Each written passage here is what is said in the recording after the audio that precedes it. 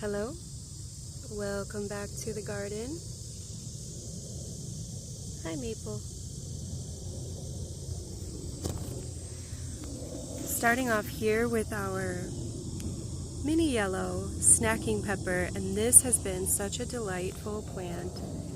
Coming out here and seeing the little pops of yellow come up out of nowhere. As you can see, they start green, and then when they are yellow, they're ready to just pick right off the plant.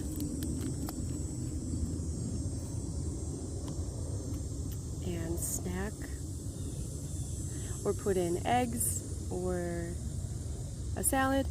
But I just really enjoy these little babies on the road. I take them with me. I'm a car snacker because I'm a busy person. And so these little snackable vegetables like this, and carrots, and of course the tomatoes, as you can see, I pluck them a lot, like my little candy shop. I'm looking forward to these larger tomatoes here. They're just sweet tomatoes. But today I want to, Maple really wants to say hi.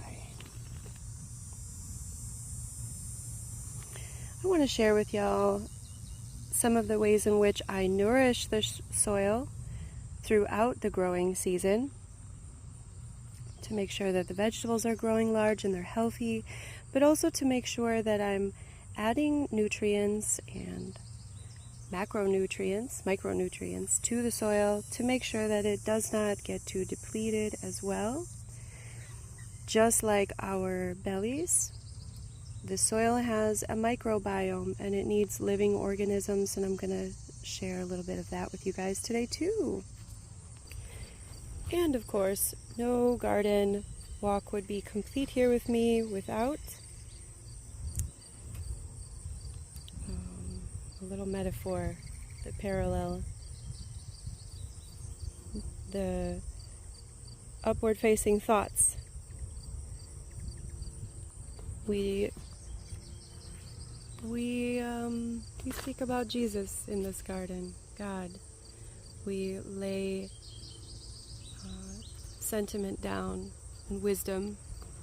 We marry the two, and we see the ways in which nature is showing us how. Oh, here we go.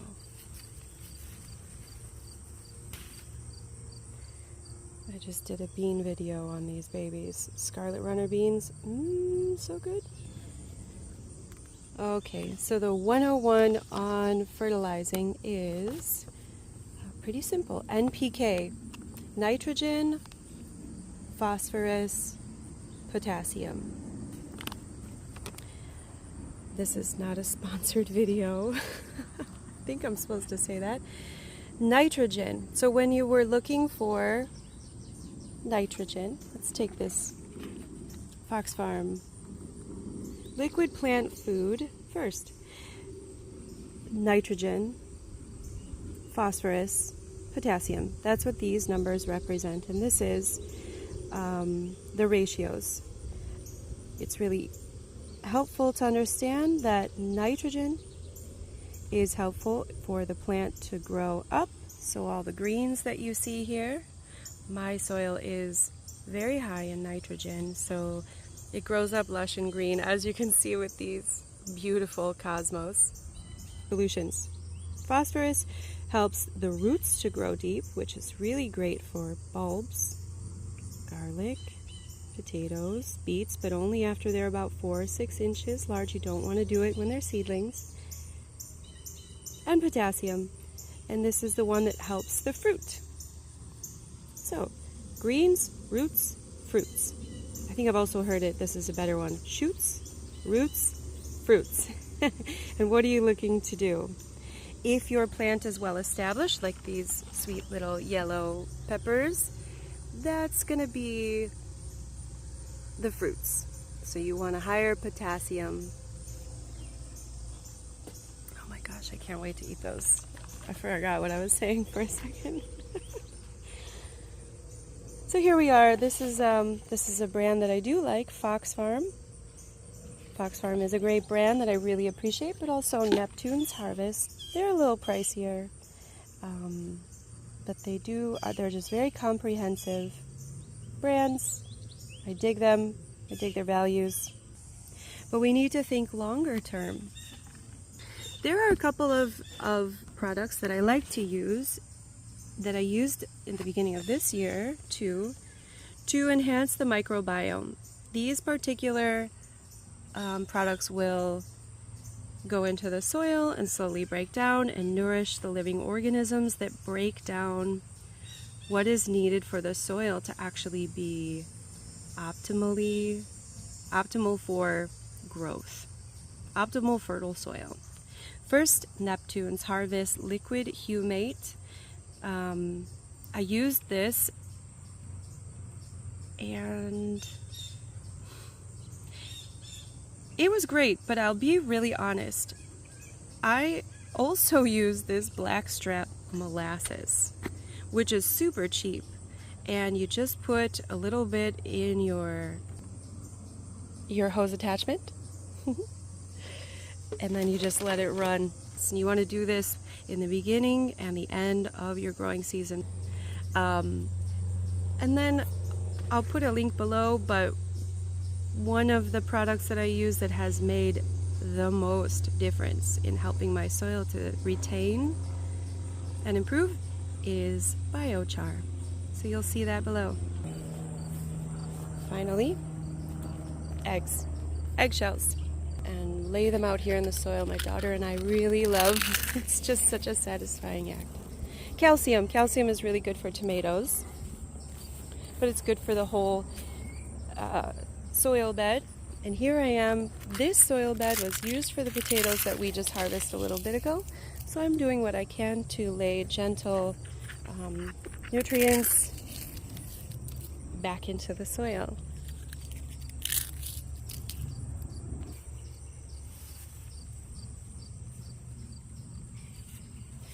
And then, of course, what we can absorb wisdom-wise. What the garden shows us when we do these acts of nourishment, when we take our fertilizer, we put in the work, the actual minutes spent, time spent, money spent on improving our soil health for the fruits, right? We're not doing it for any other reason. Our interest is in nourishing our soil and making the life of our garden more abundant, right? Why do we fertilize anything? Why do we spend time, money, energy on anything? So that it may flourish in a new, more abundant way. But sometimes we get a little lost. I think we all can relate to how there may be areas of our life where we just struggle to plug in. We struggle to be able to rightly, intelligently, gracefully direct the flow of our efforts toward the betterment. Whether the category is your work, your vocation, relationships. We all struggle with those things, and so we look at that, right? All of us have the desire, no matter what we struggle with. Oh, they get bigger as they go up. It's so pretty. All of us have the desire. In our areas of struggle, we want to improve. When our soil is struggling, when our plants, when the fruits are unavailable to us, we feel it. How do we improve? And that's when we can turn to Christian coping mechanisms, is a phrase I've recently heard. But the teachings of Jesus, the wisdom available in nature. One of the greatest inhibitors for us as humans in letting things grow up and improve is pride. Pride stops the flow. Pride is so clever, we don't even notice that we're being prideful. It's not just the severe discrepancy of pride that stops us. It is also subtle. And that's the work of the enemy. That's the result of missing the mark. That's part of the human condition that we can relieve ourselves of. But we must put down the pride. We must explore. We must first become aware within us. What inside of me is sabotaging this?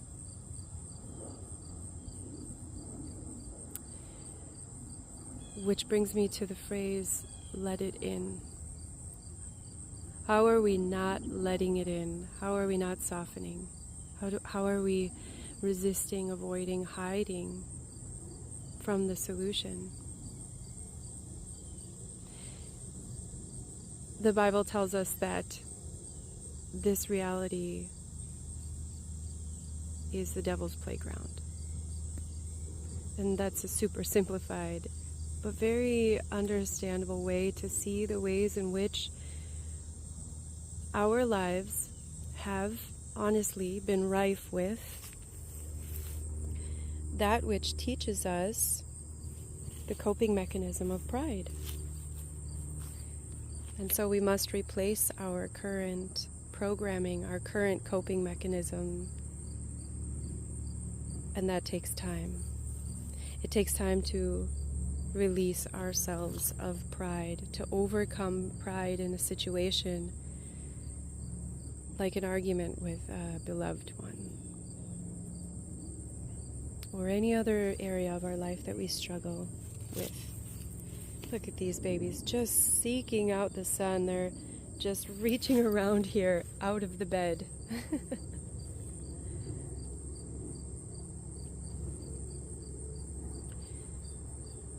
So the devil, the evil one, the forces around us within reality that have informed us to wall off, to not let it in, right? What good is all of the nourishment, all of the fertilizer, if the soil does not let it in, does not let it flow, but nature doesn't do that.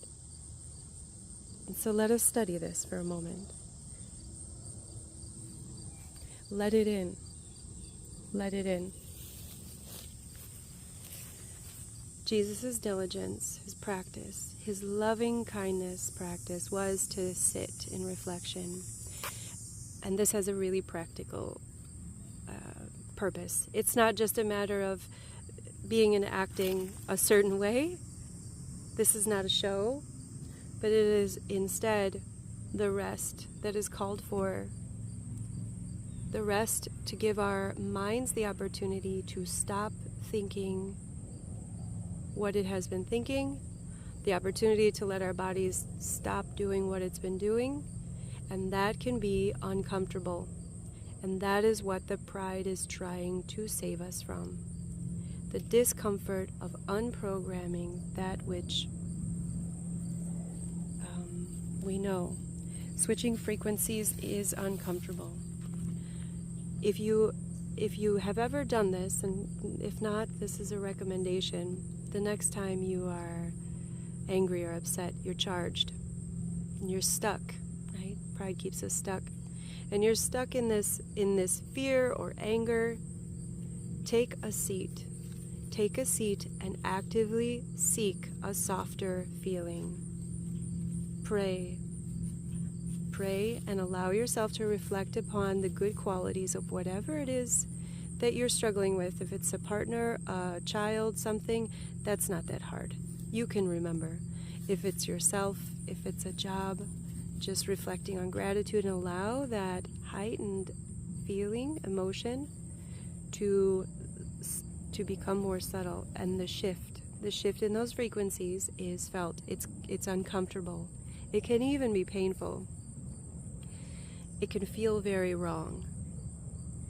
Shifting frequencies, the reason why it is so uncomfortable is because we are essentially elevating out of a lower frequency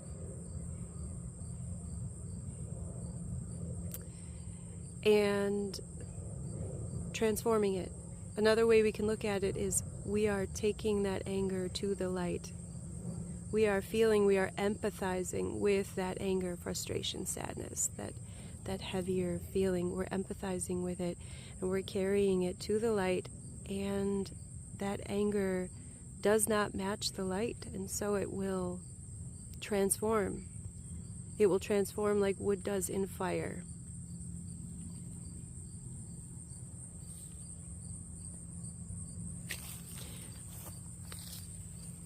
It will transform like wood does in fire. Holy smokes, guys. Look at this spider.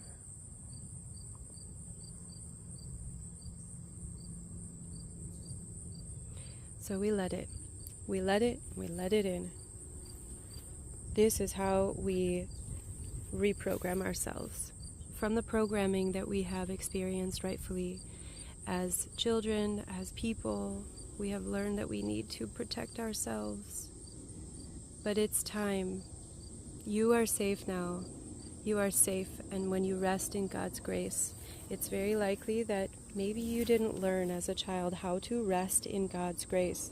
Maybe you weren't reminded that now is not always. Maybe you weren't taught to sit and endure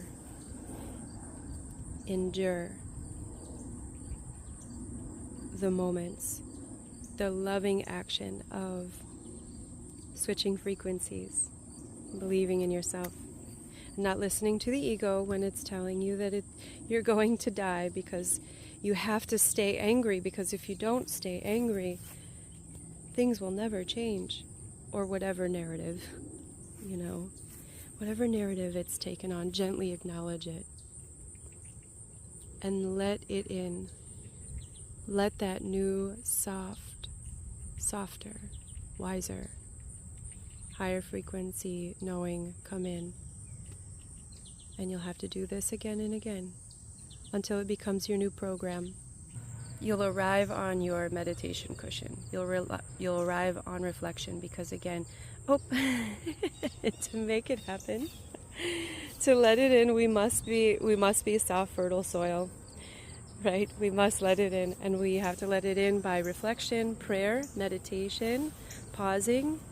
And this is not a lecture. No. This is a gift. God calls us to rest, and He smiles on our efforts.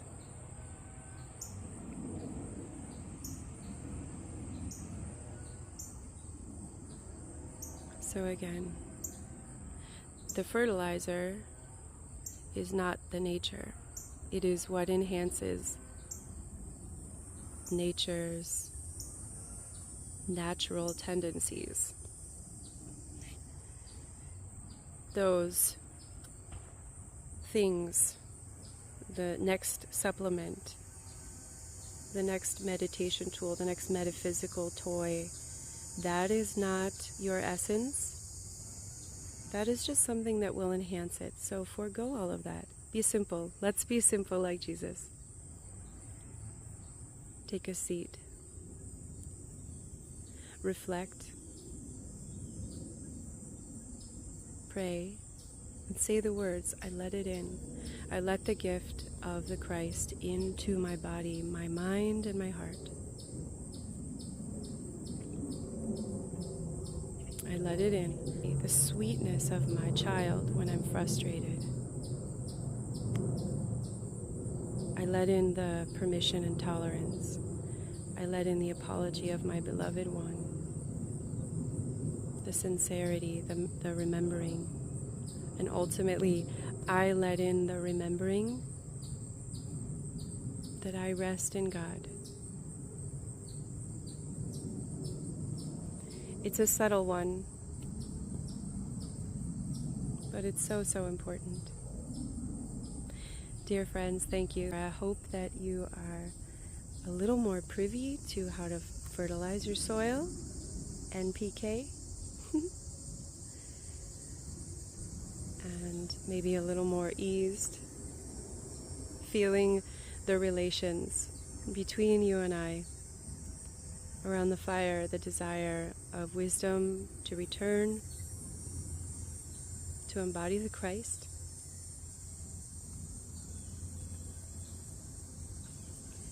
Thank you for joining me, and I'll see you in the next one. Blessings.